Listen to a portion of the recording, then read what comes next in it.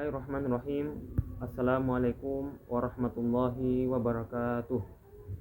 Perkenalkan, nama saya Gusti, NIM M1B1222064, jurusan Ilmu Lingkungan. Saya selaku moderator dari kelompok 4. Kami akan menjelaskan tentang sistem respirasi dan yang akan menjelaskan pada poin yang pertama adalah saudara Hafiz. Bismillahirrahmanirrahim. Assalamualaikum warahmatullahi wabarakatuh. Perkenalkan, nama saya Ahmad Zuhairi Al-Hafiz. Pada kesempatan kali ini saya akan menjelaskan tentang sistem respirasi.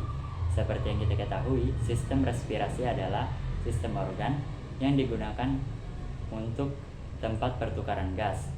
Adapun susunan sistem pernafasan pada manusia, yang pertama yaitu rongga hidung, yang kedua faring, yang ketiga tenggorokan, yang keempat bronkus, yang kelima bronkiolus, yang keenam alveolus, dan yang ketujuh paru-paru.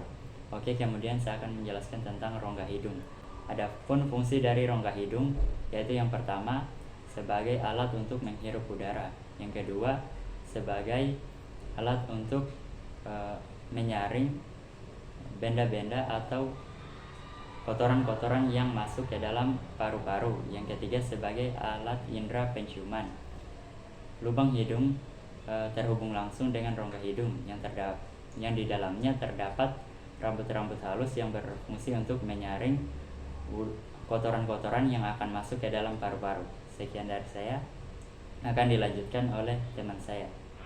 Assalamualaikum warahmatullahi wabarakatuh. Perkenalkan, nama saya Lilian Dwi dengan standbook M1B1222006.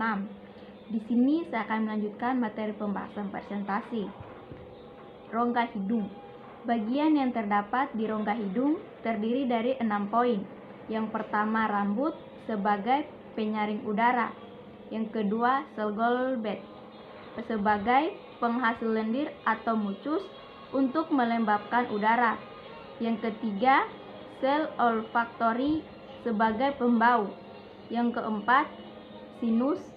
Sinus berada pada bagian rongga samping dan atas dari hidung.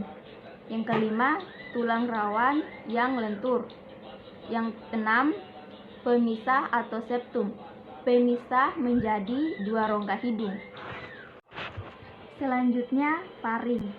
Faring adalah tenggorok atau kerongkongan yang merupakan bagian dari sistem pernapasan dan sistem pencernaan.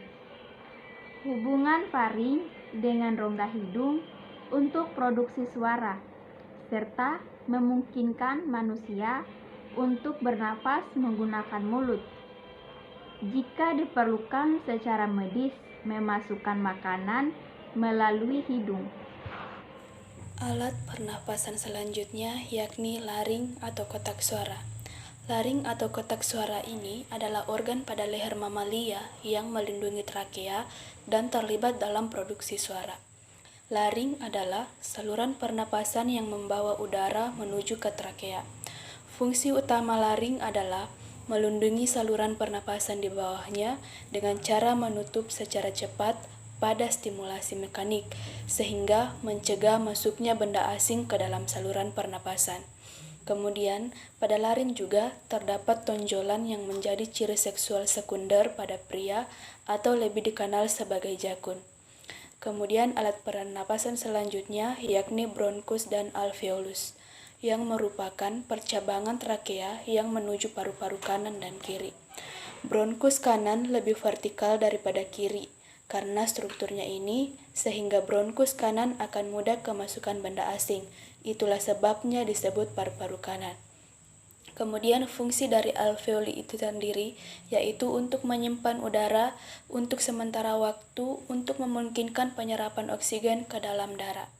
Baiklah, saya akan melanjutkan presentasi dari teman saya. Sebelumnya perkenalkan, nama saya Elvia, NIM M1B1222019. Di sini saya akan menjelaskan tentang paru-paru. Selaput paru-paru atau pleura. Dan di sela-sela selapu terdapat cairan limfa atau untuk melindungi paru-paru dari gesekan pada waktu mengembang dan mengepis. Paru-paru kiri sedikit lebih kecil dari paru-paru sebelah kanan. Paru-paru kiri dibagi menjadi 2 lobus oleh visura oblikus. Bisa dilihat pada gambar yang ada di samping. Selanjutnya yaitu pernafasan dada. Dalam pernafasan dada terjadi 2 fase, yaitu fase inspirasi dan fase ekspirasi. Pada fase inspirasi yaitu otot antar tulang rusuk berkontraksi sehingga rongga dada terangkat atau membesar. Akibatnya, tekanan dalam rongga dada menjadi lebih kecil daripada tekanan di luar, sehingga udara luar yang kaya oksigen masuk. Sedangkan fase ekspirasi yaitu otot antar tulang rusuk ke posisi semula yang diikuti oleh turunnya tulang rusuk sehingga rongga dada menjadi kecil. Sebagai akibatnya, tekanan di dalam rongga dada menjadi lebih besar daripada tekanan luar, sehingga udara dalam rongga dada yang kaya karbon dioksida keluar. Assalamualaikum warahmatullahi wabarakatuh. Nama saya Muhammad Sifatur Rahma. Di sini saya akan menjelaskan tentang proses pernafasan perut dan proses pertukaran gas. Fase inspirasi. Pada fase ini otot diafragma berkontraksi sehingga diafragma mendatar. Akibatnya rongga dada membesar dan tekanan menjadi kecil sehingga udara luar masuk. Fase ekspirasi. Fase ekspirasi merupakan fase berelaksasinya otot diafragma kembali ke posisi semula atau mengembang sehingga rongga dada mengecil dan tekanan menjadi lebih besar. Akibatnya udara keluar dari paru-paru. Proses pertukaran gas. Pada keadaan istirahat, udara yang dimasukkan sebanyak 500 Celcius 350 sampai alveolus 150 di trakea. Di alveolus terdapat 2500 Celcius 350 Celcius udara masuk tersebut untuk memperbarui atau menyegarkan alveolus sehingga diperlukan inspirasi berulang-ulang. Pertukaran O2 dengan darah 97% O2 diakibatkan Hb menjadi HbO2, sisanya diangkut plasma. Sekian dari saya. Assalamualaikum warahmatullahi wabarakatuh. Assalamualaikum warahmatullahi wabarakatuh. Perkenalkan, nama saya Muslimin dengan NIM M1B1222093, jurusan Ilmu Lingkungan, Fakultas Kehutanan dan Ilmu Lingkungan. Di sini saya akan menjelaskan volume yang ada pada volume udara pada pernafasan. Itu ada 4 bagian. 1. Volume tidal, volume udara pada saat pernafasan biasa sama dengan 500 cc. Yang kedua, volume cadangan inspirasi, udara yang biasa dihasilkan masuk setelah melakukan inspirasi biasa sama dengan 1500 maksimal 1500 cc. Yang ketiga, volume cadangan ekspirasi adalah udara yang biasa keluar setelah menghembuskan nafas sekuat-kuatnya sama dengan 1500 cc. Yang keempat, volume udara residu, udara yang tersisa setelah kita menghembuskan sekuat-kuatnya sama dengan 1000 cc. Assalamualaikum warahmatullahi wabarakatuh. Perkenalkan, nama saya Muhammad Bintang Nur Putra H dengan NIM M1B1222085. Kali ini saya akan melanjutkan penjelasan dari teman saya Muslimin dengan materi sistem respirasi.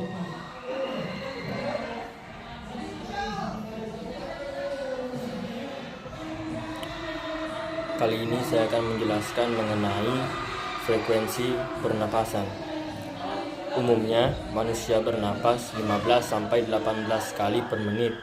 Kecepatan nafas dipengaruhi yang pertama, umur, jenis kelamin, suhu tubuh, posisi tubuh, aktivitas atau kegiatan tubuh. Kemudian, gangguan pernapasan.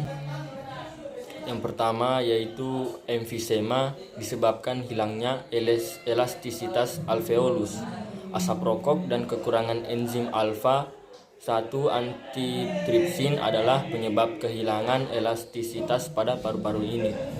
Pneumonia atau Logenstocking yaitu penyakit radang paru-paru yang disebabkan oleh Diplococcus pneumoniae. Asma, penyumbatan saluran pernapasan yang disebabkan oleh alergi seperti debu, bulu, ataupun rambut. Kelainan ini dapat diturunkan. Kelainan ini juga dapat kambuh jika suhu lingkungan cukup rendah atau keadaan dingin. Asbestosis adalah suatu penyakit saluran pernapasan yang terjadi akibat menghirup serat-serat asbes, di mana pada paru-paru terbentuk jaringan parut yang luas. Sekian, terima kasih. Assalamualaikum warahmatullahi wabarakatuh. Perkenalkan, nama saya Muhammad Irwansyah Maulana dari kelompok 4 NIM M1B1 08287. Oke, di sini saya akan menjelaskan asam. Asam penyumbatan saluran pernapasan yang disebabkan oleh alergi seperti debu, bulu, ataupun rambut. Kelainan ini dapat diturunkan. Kelainan ini juga dapat kambuh jika suhu lingkungan cukup rendah atau keadaan dingin. Sedangkan asbestosis adalah suatu penyakit saluran pernapasan yang terjadi akibat menghirup serat-serat asbes, di mana pada paru-paru terbentuk jaringan parut yang luas. Terima kasih, itu saja. Sekian, wabillahi taufiq wal hidayah. Wassalamualaikum warahmatullahi wabarakatuh. Assalamualaikum warahmatullahi wabarakatuh. Perkenalkan, nama saya Nur Afni, Stambuk M1B1222098. Jadi di sini saya akan meneruskan materi dari teman saya, yaitu sistem respirasi. Poin pertama adalah TBC. TBC adalah penyakit paru-paru yang disebabkan oleh Mycobacterium tuberculosis. Bakteri tersebut menimbulkan bintik-bintik pada dinding alveolus. Poin kedua yaitu asfiksi adalah gangguan dalam pengangkutan jaringan oksigen ke jaringan yang disebabkan oleh terganggunya fungsi paru-paru, pembuluh darah, atau jaringan tubuh. Poin ketiga yaitu pleuritis merupakan radang pada pleura atau selaput paru-paru, gejala berupa nyeri pada dada yang diperburuk oleh bernapas, napas, dan perasaan ditikam. Poin keempat yaitu pharyngitis, merupakan radang pada faring sehingga timbul rasa nyeri pada waktu menelan makanan. Sekian dan terima kasih. Itulah tadi materi yang kami sampaikan. Lebih dan kurangnya mohon dimaafkan. Wabillahi taufiq wal hidayah. Wassalamualaikum warahmatullahi wabarakatuh.